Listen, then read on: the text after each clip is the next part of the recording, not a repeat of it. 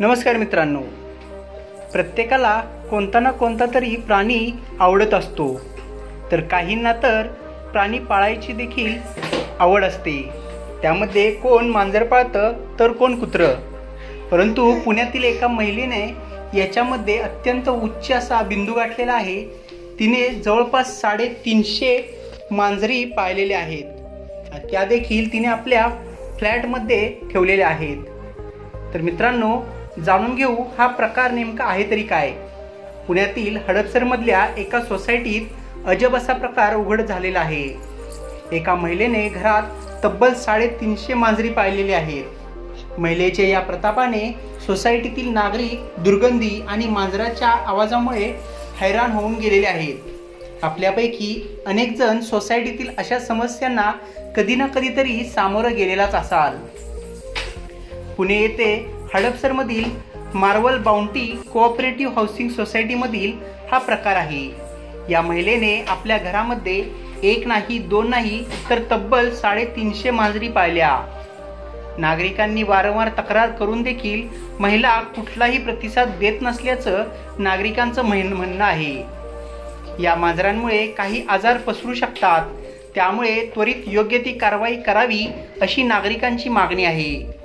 याबाबत महिलेच्या शेजारच्यांनी दिलेल्या माहितीनुसार महिलेचे आणि सोसायटीतील इतर रहिवाशांचे सुरुवातीला चांगले संबंध होते, मात्र महिलेचा हा प्रताप पाहता आणि घरातून येणारा दुर्गंध यामुळे लोकांनी जाणं टाळलं। सुरुवातीला 50 मांजरी असल्याचं घरात काम करणाऱ्या मदतनीसने सांगितलं, पण पुढे 350 घरात मांजरी असल्याच्या समजताच सोसायटीतील लोक खूप हैराण झाले। मांजरींबाबत धक्कादायक खुलासा समोर आलेला आहे। मांजरींबाबत असं सांगितलं जातं की ऑस्ट्रेलियातील क्वीन्सलँड विद्यापीठाच्या एका अभ्यासात मांजरी आणि मानसिक विकारांसंबंधी संबंध आढळून आल्याचं पुढं आलं। या विश्लेषणामध्ये असं सांगण्यात आलं की मांजरीच्या संपर्कात येणाऱ्या लोकांना स्किझोफ्रेनिया नावाची बिमारी होण्याची शक्यता जवळजवळ दुप्पट असते। मांजरी ह्या प्रत्यक्षात उत्क्रांती घडवत नाहीत। मांजरींमध्ये टॉक्सोप्लाझ्मा गोंडी परजीवी आढळतात। मांजरीमधून कोणता विषाणू मानवांमध्ये पसरू शकतो, या परजीवीमुळे टॉक्सोप्लाझ्मोसिसचा संसर्ग होतो। हे दूषित अन्न किंवा पाण्याच्या सेवनाने होऊ शकते। तिथे आढळणारे परजीवी अंडी, अन्न किंवा पाण्याद्वारे मांजरीच्या शरीरात पोहोचू शकतात। मांजरीच्या विष्ठेमध्ये असलेले हे परजीवी मानवांपर्यंत पोहोचू शकतात।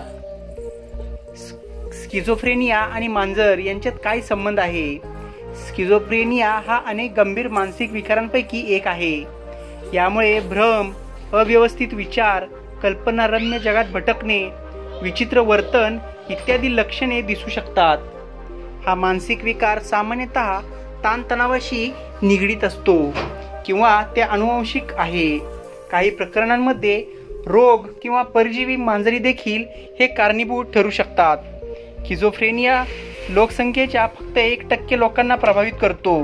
काही लोक त्याबद्दल अधिक संवेदनशील देखील असतात, परंतु त्यांना कधीही लक्षणे दिसण्यासाठी पुरेसा ताण येत नाही। मांजरींमुळे ते होत नाही, पण त्यांच्यामध्ये असलेले विषाणू यासाठी कारणीभूत ठरतात। वरील माहिती सामान्य संदर्भांवरून घेण्यात आलेली आहे, जी 24 तास याची कोणतीही खातरजमा करत नाही। यामधून कोणत्याही प्रकारच्या उपचाराबद्दलचा दावा केला जात नाही।